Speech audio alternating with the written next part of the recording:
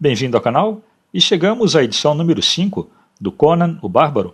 Essa edição traz duas histórias do Conan publicadas pela editora Titan Comics em março e abril de 2024, nos Estados Unidos. Aqui encontramos o Conan em uma viagem ao passado e então ele encontra dois outros famosos bárbaros das histórias do Robert E. Howard, o Rei Kull da Atlântida e o seu braço direito, o Brule. Nesse ponto, a história do Conan ganha ares de uma grande saga. Tanto o roteiro quanto os desenhos são tão bons quanto você pode esperar de uma história do Conan. A arte de Roberto de la Torre é brutal e muito detalhada, e o roteiro de Jim Zub realmente lembra o estilo do Howard. Se você quer conhecer como foram as outras edições desde o primeiro número até o número 4, todos os links estão aí na descrição. Aqui no canal tem uma playlist só com Conan, com muito conteúdo e muitas curiosidades. E também você encontra vídeos dos outros personagens do Howard, como a Red Sonja, o Solomon Kane, a Dark Agnes, entre outros. Dê uma conferida. Mas, antes de continuar, eu lembro que preciso levar em consideração as informações do YouTube, e quase 90% das visualizações desse canal são de não inscritos. Se você está assistindo esse vídeo, é porque o conteúdo é do seu interesse. Se inscreva e deixe um like para que o canal tenha ainda alguma chance de continuar existindo. E assim, você vai ter mais desse conteúdo que te interessa, como desse vídeo. E agora vamos saber o que o Conan anda aprontando lá na Era Iboriana.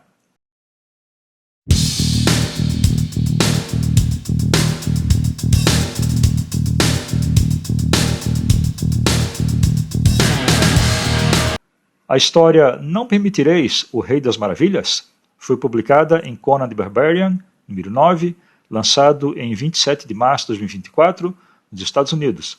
E o Conan volta no tempo e encontra um outro famoso bárbaro. Mas essa história é boa? Na edição anterior, Conan foi possuído por espectros que foram libertados por magia negra e que estavam dentro da Pedra Negra. Conan poderia se tornar uma arma nas mãos de Thulsa Doom, mas ele lutou bravamente e acabou se empalando com a própria espada. Em vez de encontrar a morte, ele acorda numa realidade alternativa. Conan desperta 80 mil anos no passado, quando Brule, o lanceiro e o braço direito do Rei Kull, destruía o pedestal da Pedra Negra.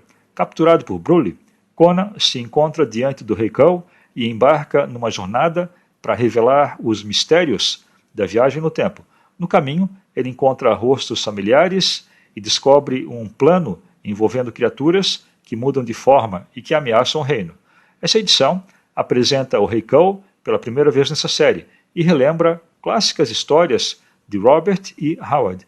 A presença das criaturas que desaparecem acrescentam uma nova camada e sugere a presença do Thulsa Doom. Os seguidores do trabalho de Robert E. Howard irão gostar dessa autêntica caracterização dos personagens. E o que eu gostei nessa edição? O roteirista Jim Zub captura a essência das histórias de Robert E. Howard, entregando uma ação direta com um desenvolvimento intrigante. A inclusão de personagens conhecidos, como Brule e Kull, dá um ar de novidade e uma nova vida para essa série, e lembra as origens pulp do Conan.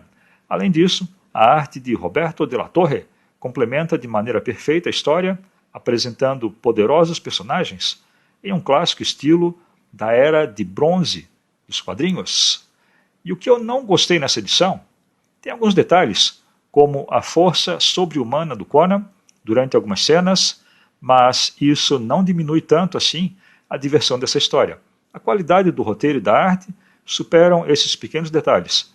A arte do Roberto de la Torre brilha nessa história e captura a essência e o estilo da Era de Bronze com um jeitão dramático. Personagens como Conan, Brule e o Rei Kull são caracterizados como poderosas e imponentes figuras, e isso complementa a ação da narrativa. A atenção aos detalhes e os movimentos das lutas e das sequências de ação dão mais profundidade e emoção à história, fazendo desse um brilhante gibi, visualmente falando.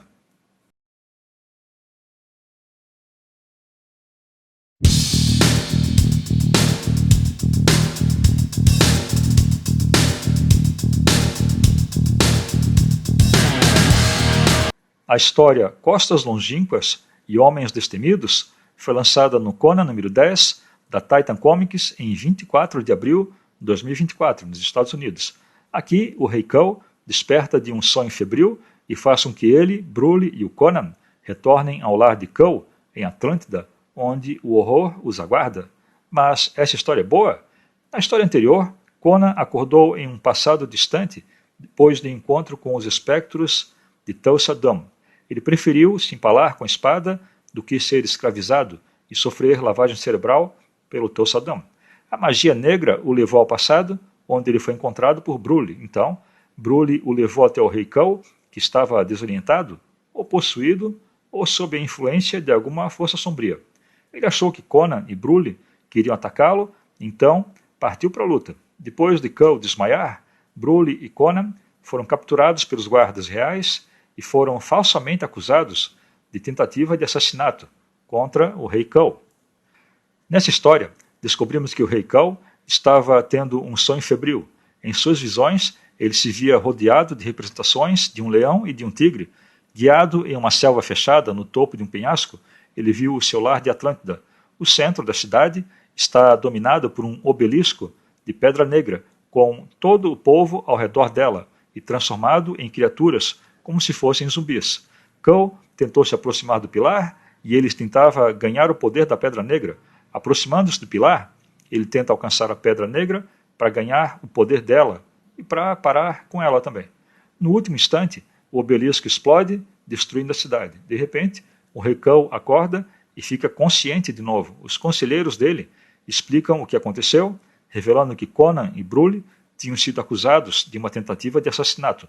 Cole percebe o seu erro e libera Conan e Brule, acreditando que o seu sonho era uma profecia. Ele decide voltar para Atlântida para confrontar e parar algo, e assim ele vai prevenir um terrível evento.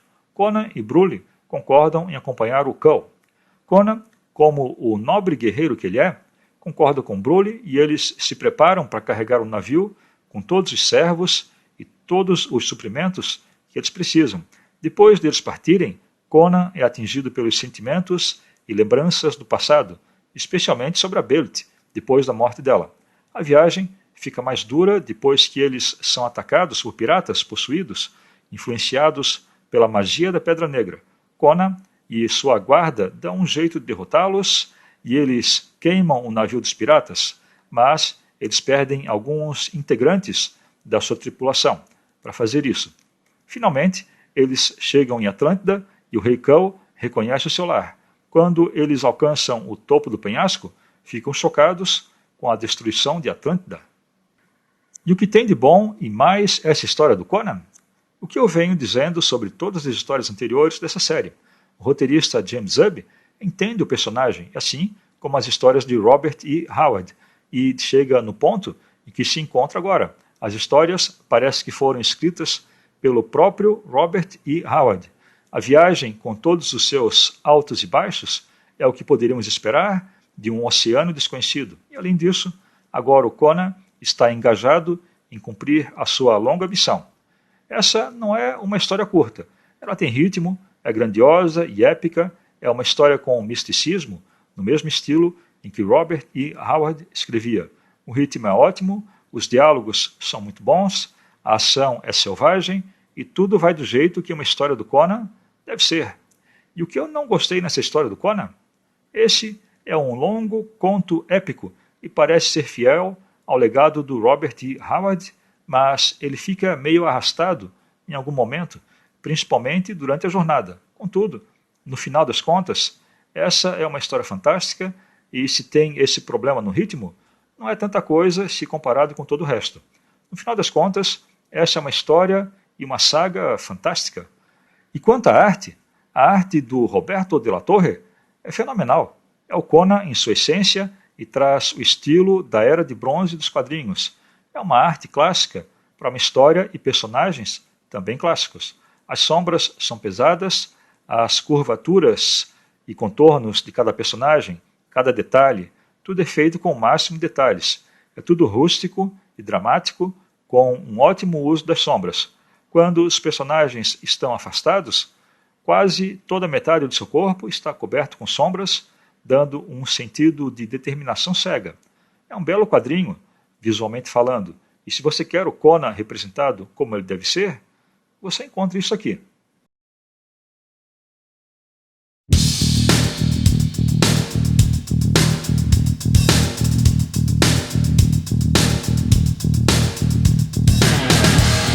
Essa edição número 5 do Conan o Bárbaro ganha uma nota 9. Esse gibi entrega uma emocionante aventura, com mistério e intriga.